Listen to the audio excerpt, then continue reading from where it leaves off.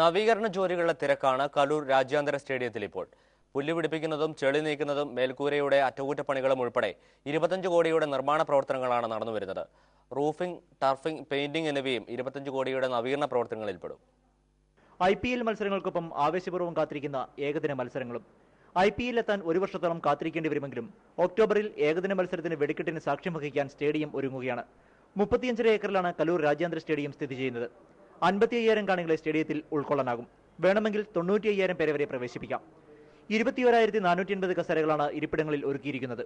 കസേരകൾ അത്രയും മാറ്റി പുതിയവ സ്ഥാപിക്കുകയാണ്. ഇതിനു മാത്രം ചിലവാകുന്നത് 4,15 കോടി രൂപ. ഫ്ലഡ് ലൈറ്റുകളുടെ ശേഷി ഇപ്പോൾ 1500 ലക്സ് ആണ്.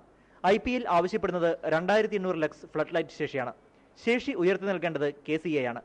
ആകെ 19 പ്രവേശന കവാടങ്ങളാണ് സ്റ്റേഡിയത്തിലുള്ളത്. ഇതിൽ ഒരെണ്ണം VIP-കൾക്ക് മാത്രമുള്ളത്. മറ്റ് 2 കൂടി വാഹനങ്ങൾക്ക് മാത്രമാണ് പ്രവേശനം. തീപിടുത്തത്തിന് സാധ്യതയുണ്ടോ, ഡ്രസ്സിംഗ് റൂം സൗകര്യങ്ങൾ, പ്രസ് ബോക്സ് സൗകര്യം തുടങ്ങിയവയും BCCI കർശനമായി പരിശോധിക്കുന്നുണ്ട്. ആശുപത്രികൾ, രാജ്യാന്തര വിമാനത്താവളം എന്നിവയുടെ സാമീപ്യവും കലൂർ സ്റ്റേഡിയത്തിന് അനുകൂലമാണ്. പഞ്ചനക്ഷത്ര ഹോട്ടലുകളുടെ കുറവും ഗതാഗത കുരുക്കുമാണ് കലൂർ സ്റ്റേഡിയത്തിന്റെ പോരായ്മകളെ കണക്കാക്കുന്ന ഘടകങ്ങൾ. മനോരമ ന്യൂസ്.